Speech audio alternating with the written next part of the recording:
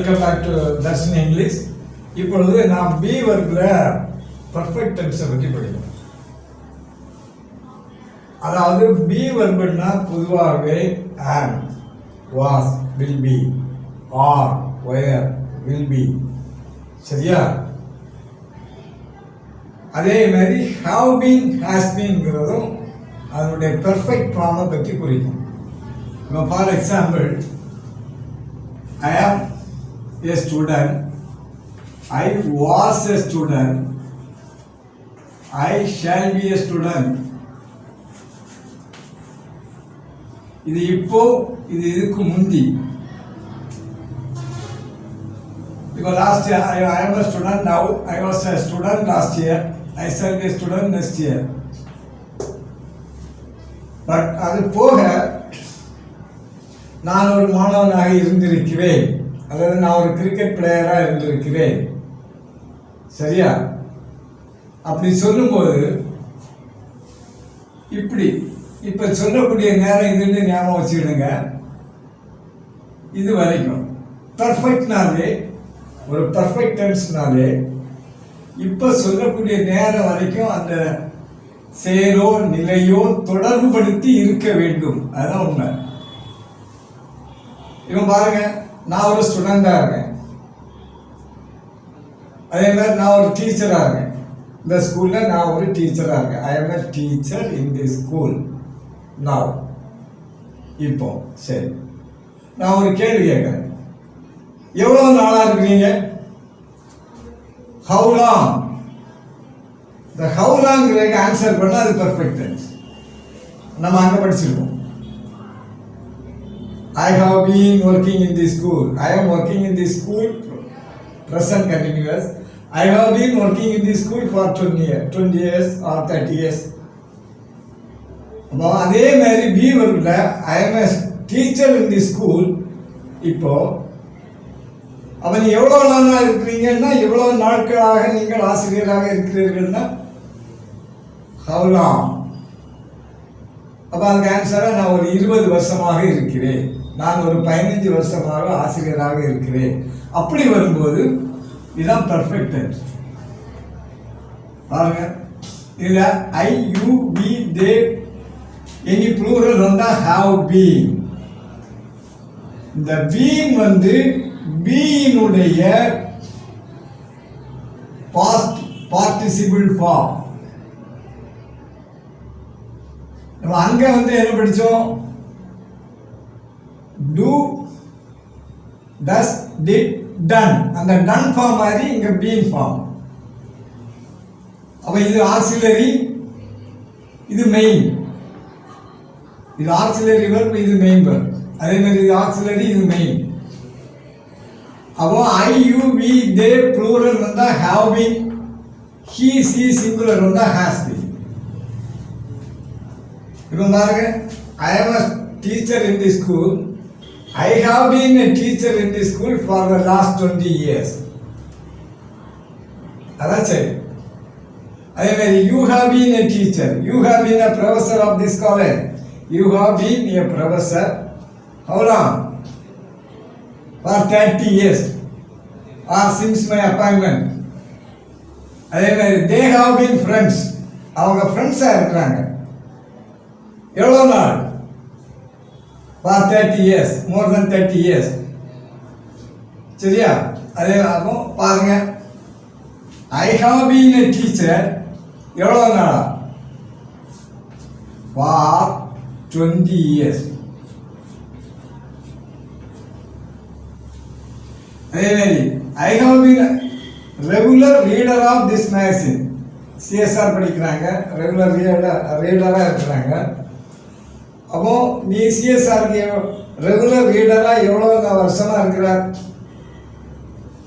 I have been a regular reader of this magazine for several years. பல வருடங்களாக நான் இதனுடைய வாசகராக இருந்திருக்கிறேன், ஆர் இருந்து கொண்டே இருக்கிறேன். அதை எந்த மீனிங்கில் நீங்கள் எடுத்தாலும் சரி, பர்ஃபெக்ட் டென்ஸில்.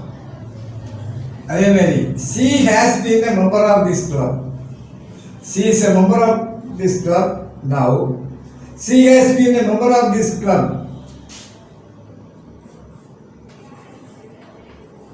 since 1995. 1995 இந்த கிளப்ல அந்த அம்மா மெம்பரா இருந்துகிட்டே இருக்கிறாங்க. இதான் இது பண்றோம். அதே மாதிரி இப்ப நம்ம சொல்றோம் he is இல்லும்போ. he is இல்லுன்னா அவன் சுகமின்றி இருக்கிறான். சரி, எவ்வளவு நாளா அவன் he has been இப்ப எங்க அம்மா சுகமில்லாம இருக்கிறாங்க சொல்றோம், சுகமின்றி இருக்கிறார்கள் அம்மா.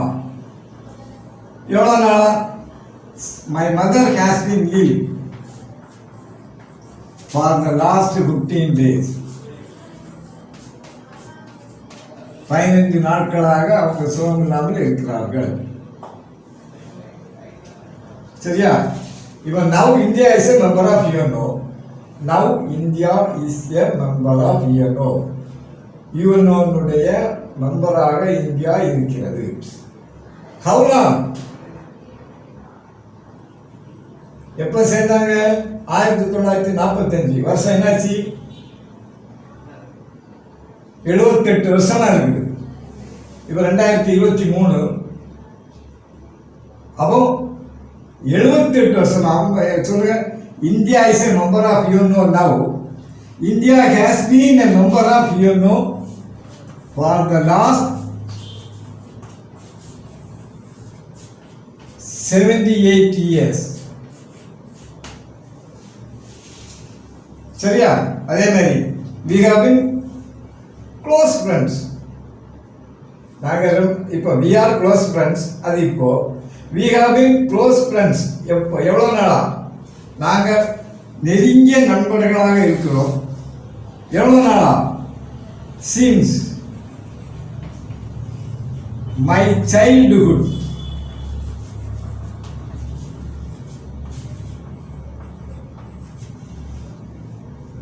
என்னுடைய சின்ன பிள்ளையா இருக்கும்போதே அதிலிருந்தே நாங்கள் நண்பர்களாக இருக்கிறோம், இருந்து கொண்டே இருக்கிறோம். அதான் உண்மை. ஸோ இப்போ பர்ஃபெக்ட் டென்ஸ்னா புரியுதுல்ல? Am, was, shall be. Present tense, past tense, future tense, இது பர்ஃபெக்ட். இனி இதனுடைய பாஸ்ட் டென்ஸ் என்பது இவன் பாஸ்ட், இதுக்கும் பாஸ்ட் வரும்ல. நம்ம ஏற்கனவே அங்கே பாஸ்ட் பர்ஃபெக்ட் படிச்சிருக்கோம்.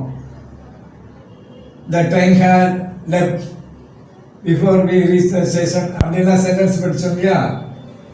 அதே மாதிரி இது இப்போ சொல்றான். அப்போ பாஸ்ட் பர்ஃபெக்ட்னா இப்போ வரைக்கும் தொடர்பு பற்றி பேசுறது ப்ரெசன்ட் பர்ஃபெக்ட். பாஸ்ட் பர்ஃபெக்ட்னா இதுக்கு முன்னாடி ஒரு டைம், அதுக்கு முன்னாடி எப்பவோ, ஆர் கண்டினியூஸா இது வரைக்கும். நல்லா புரியணும். இதுக்கு முந்தி எப்பவோ ஒரு செயல், ஆர் ஒரு நிலை, இல்லைன்னா இது வரைக்கும் கண்டினியூஸா அந்த நிலை. இங்க பாஸ்ட் பர்ஃபெக்ட்னா இதுக்கு முன்னாடி ஒரு டைம், நல்லா புரியணும், ஆர் இன்சிடென்ட், அதுக்கு முன்னாடி எப்பவோ, ஆர் கண்டினியூஸாவோ, இதுதான் பாஸ்ட் பர்ஃபெக்ட். அப்போ I have been a teacher for 30. இப்போ அவருடைய வயது 70 வைத்துக் கொள்வோம். அவர் இப்போ நம்மளிடம் பேசுகிறார். I have been a teacher for 40 years before my retirement. இது சரி. நான் ஓய்வு பெறுவதற்கு முன்பு 40 ஆண்டுகளாக ஆசிரியராக இருந்திருக்கிறேன். இதான் உண்மை. அப்ப அதே மாதிரி ஒரு ஆள் சொல்றாரு, I had been a cricket player. எப்போ நீ இருந்திருப்பா? I had been, அதே மாதிரி he had been a cricket player. அவன் ஒரு கிரிக்கெட் வீரனாக இருந்திருக்கிறான். எப்போ? Before his marriage. இப்போ பெரியவர்.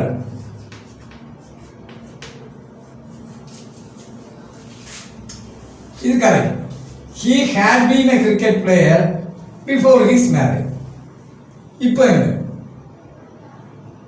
எப்போ இருந்திருக்கா? அவனுக்கு கல்யாணம் ஆகுது இதுக்கு முன்னாடி 30 வயசுல கல்யாணம் ஆகுது. இப்போ 50 வயசுல சொல்றான் I had been a cricket player before my marriage. இது கரெக்ட். பாஸ்ட் இந்த ரூல் படி. அதே மாதிரி இப்போ நான் சொல்கிறேன் 1945 இந்தியா யூஎன்ஓல ஜாயின் பண்ணுச்சு. 47 தான் சுதந்திரம். இன்னைக்கு 2023. அப்போ என்ன சொல்லணும்? India had been a member of UNO before independence.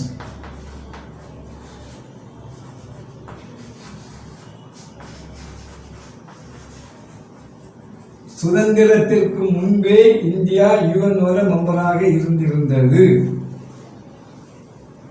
இப்போ பாருங்க, இப்போ ஒரு இன்சிடென்ட். இப்போ எங்கள் அம்மாவுக்கு சுகம் இல்லை, இல்லைன்னா அவளுக்கு சுகம் இல்லை.